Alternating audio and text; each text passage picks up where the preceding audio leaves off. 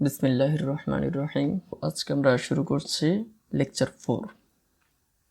এখানে প্রথম আমরা কয়েক রকমের প্রশ্ন শিখব। এখানে আমাদের পেনশন পেয়েবল যে বিষয়টা ওইরকম কিছু অঙ্ক শিখব। তারপর হচ্ছে ডেপ্রিসিয়েশনের যে অঙ্কগুলি সেগুলি শিখব, ডেপ্রিসিয়েশন রিলেটেড। আর হচ্ছে নমিনাল অ্যান্ড ইফেক্টিভ ইন্টারেস্ট রেটটা আমরা শিখব। প্রথমত হচ্ছে আমরা একটা প্রশ্ন দেখি। A man retired at the age of 57 years and gets a pension of টাকা 1000 in each month. প্রতি মাসে সে 1000 টাকা করে পাচ্ছে। তো প্রতি মাসে যদি 1000 টাকা করে পায়, বছরে কত? বছরে অবশ্যই 12,000 টাকা। ইফ পেনশন ইজ পেয়েবল, সবসময় মাথা রাখবে, পেনশন যদি পেয়েবল হয় তাহলে আমরা বর্তমান মূল্যটা বের করব, পিভির সূত্রটা ইউজ করব। পেনশন পেয়েবল হলে পিভির সূত্রটা ইউজ করব। 6 মান্থ ইন্টারভ্যাল, তাহলে 6 মাস পর পর যদি হয় তাহলে এম এর মান কত? 2, কারণ 2বার চক্রবৃদ্ধি হবে, 2বার হবে। আর 6 মাস পর পর যেহেতু, তার মানে হচ্ছে পেনশন কত টাকা? 6 মাসের 6,000 টাকা আসবে, মানে 12 মাসে 12,000, তার অর্ধেক 6 মাসে 6,000 টাকা হবে। What will be the cumulative amount if he doesn't withdraw any sum? আগামী 15 বছর পর্যন্ত সে যদি কোনো টাকা যদি উত্তোলন না করে তাহলে কত টাকা হবে? তো এর বর্তমান মূল্যটা আমরা বের করে দিব। ইন্টারেস্ট রেট হচ্ছে 4%, তার মানে কম্পাউন্ড মাল্টিপিরিয়ড কম্পাউন্ডিং নেই। আর বছর শুরু নাকি শেষ কিছু বলা নেই, দ্যাট মিন্স বছর শেষটা ধরে নিতে হবে, মানে নির্দিষ্ট সময় শেষের যে সূত্রটা সেটা ধরে নিতে হবে। আর যেহেতু পেয়েবল কথাটা আছে তাহলে আমরা এটা ইউজ করব পিভির সূত্রটা। তাহলে নাম্বার অফ ইয়ার হচ্ছে 15 বছর, এর মানটা আমাদেরকে দেওয়া আছে কত? 1000 করে, মোট 6,000 টাকা হবে। এম এর মান হচ্ছে 2 এবং রেট অফ ইন্টারেস্ট হচ্ছে 4%, দ্যাট মিনস 0.04। এরপর হচ্ছে আমরা পিভির সূত্রটা ইউজ করবো, অ্যানুইটির পিভির সূত্রটা ইউজ করব। যেহেতু আমাদের এম এর মানটা দেওয়া আছে, মাল্টিপিরিয়ড কম্পাউন্ডিংটা দেওয়া আছে, তার মানে আমরা মাল্টিপিরিয়ড কম্পাউন্ডিংটা বসাবো। আর এর নিচে এম দিব, আর এর নিচে এম দিব, আর এন এর সাথে এম গুণ করব। এর পরবর্তীতে আমরা পিভির মানটা বের করে ফেলবো, সাধারণ সলিউশন করব, অ্যান্ড দেন এটাই হচ্ছে তারা যেটা জানতে চেয়েছে যে তার নির্দিষ্ট সময় শেষে, মানে 15 বছর শেষে যদি 1 টাকা উইথড্র না করে তাহলে টাকাটা কতটুকু হবে। তারপরে হচ্ছে দেখো ঠিক সেম এটাও, a man retires at the age of 60 years and his employer gives him a pension of টাকা 12,000 a year, তাহলে 12,000 টাকা প্রতি বছরে দেয়, paid in half yearly instalments. Half yearly, তার মানে এম এর মান 2, যেহেতু half yearly instalment, for the rest of his life, recognizing his expectation of life to be 12 years and that interest rate 4% payable half yearly. তাহলে payable আছে, তার মানে আমরা পিভির মানটা বের করব। রেট অফ ইন্টারেস্ট হচ্ছে 4%, নাম্বার অফ ইয়ার হচ্ছে কত? নাম্বার অফ ইয়ার হচ্ছে 12, এটা 12 হবে। এরপর হচ্ছে what single some is equivalent to his pension, তার মানে হচ্ছে তার টোটাল মোট কত টাকা লাস্ট জমা হবে। তো এটার পিভির মানটা আমরা বের করে দেবো, যেহেতু পেয়েবল বর্তমান মূল্যটা আমরা বের করব।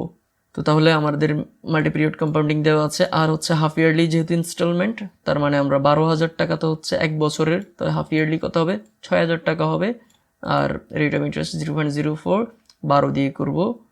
অ্যান্ড দেন আমার এখানে মেবি আমি ভুল করেছি, এটা 12 হবে যেহেতু 12 ইয়ার্স। আচ্ছা, যেহেতু অঙ্কটা 13 দিয়েই করা আছে, আমি এটাও 13 দিই, অ্যান্ড দেন এটাও 13 দিয়ে দিই, তাহলে হয়ে গেছে, ব্যাস এনাফ, এতটুকুই।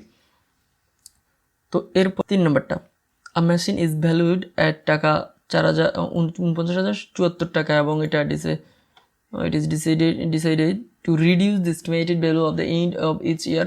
আচ্ছা, যাই হোক, এইখানে এই যে ডেপ্রিসিয়েশন সূত্রের মধ্যে এন্ড অফ ইচ ইয়ার মানে বছর শুরু শেষ এসবের কোনো ভিত্তি নেই, এসবের কোনো প্রয়োজন নেই, এসবের কিছু নেই, এরকম কোনো সূত্র নেই।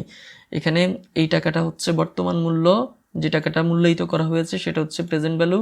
আর যে টাকাটা তার মেইন ভ্যালু, যেটা যে পরবর্তীতে মূল্যায়িত হবে আফটার ডেপ্রিসিয়েশন, সেটা হচ্ছে এর মান, এটা হচ্ছে এ, এটা হচ্ছে পি, অ্যান্ড দেন এটা হচ্ছে রেট অফ ডেপ্রিসিয়েশন।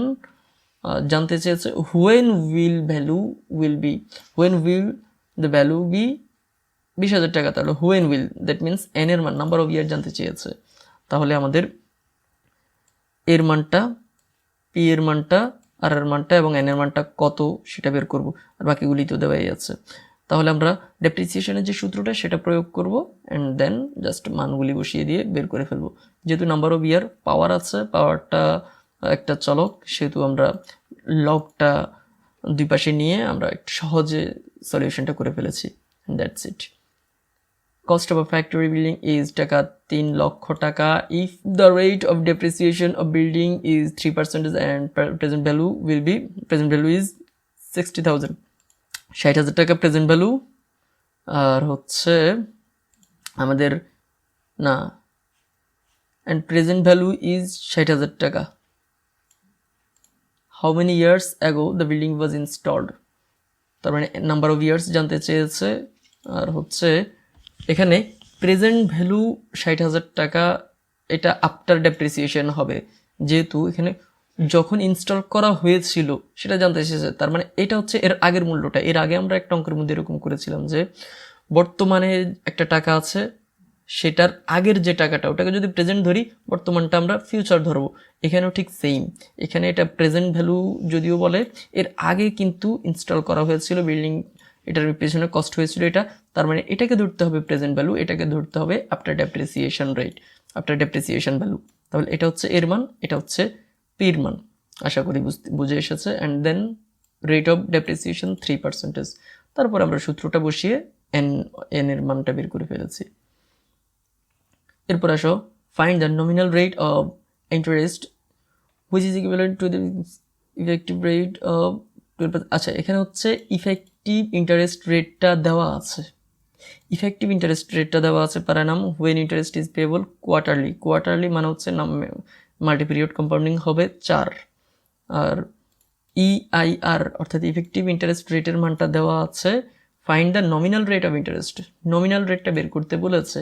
তার মানে আর এর মানটা বের করবো, ইআইআর এর মান দেওয়া আছে, জাস্ট ইআইআর এর সূত্রটা বসিয়ে বাকি সবগুলি মান বসিয়ে দিব অ্যান্ড দেন স্বাভাবিক নিয়মে অঙ্কটা বের সলিউশনটা করব।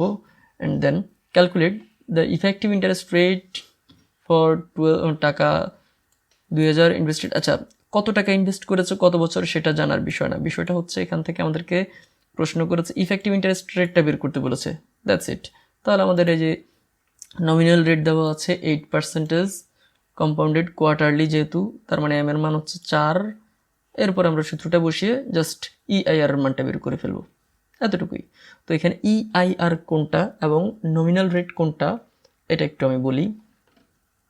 এই যে আমাদের অঙ্কের মধ্যে বিভিন্ন জায়গায় যে মাল্টিপিরিয়ড কম্পাউন্ডিংটা দেওয়া থাকে, আমরা এই মাল্টিপিরিয়ড কম্পাউন্ডিং ছাড়াও অঙ্কটা করতে পারি, মাল্টিপিরিয়ড ছাড়াও অঙ্কটা করতে পারি। এখানে এই সূত্রটা ইউজ না করে নর্মাল সূত্রটা ইউজ করেও, মানে মাল্টিপিরিয়ড কম্পাউন্ডিং ছাড়া সূত্রটা ইউজ করে আমরা অঙ্কটা করতে পারি। কীভাবে?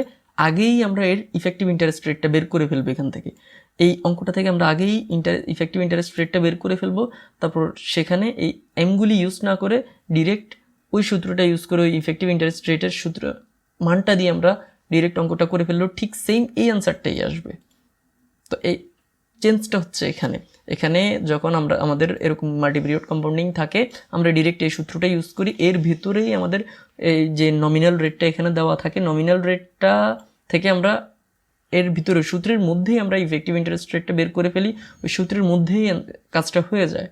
আর যখন কোথাও মাল্টিপিরিয়ড কম্পাউন্ডিং দেওয়া না থাকে তখন বুঝে নিতে হবে যেটা আছে সেটা ইফেক্টিভ ইন্টারেস্ট রেটই দেওয়া আছে। আর যদি মাল্টিপিরিয়ড কম্পাউন্ডিংয়ের কথা থাকে তার মানে যেটা দেওয়া আছে রেট, সেটা নমিনাল রেট দেওয়া আছে। নমিনাল রেট আমরা সূত্রের মধ্যেই এটা বের করে ফেলি, এর মধ্যে আমাদের ইফেক্টিভ ইন্টারেস্ট রেট বের হয়ে যায় অটোমেটিক, অথবা আমরা চাইলে আলাদা আলাদা পার্টেও করতে পারি। এতটুকুই। তো আজকের জন্য এতটুকুই, পরবর্তী ক্লাসে দেখা হবে। আল্লাহ হাফেজ।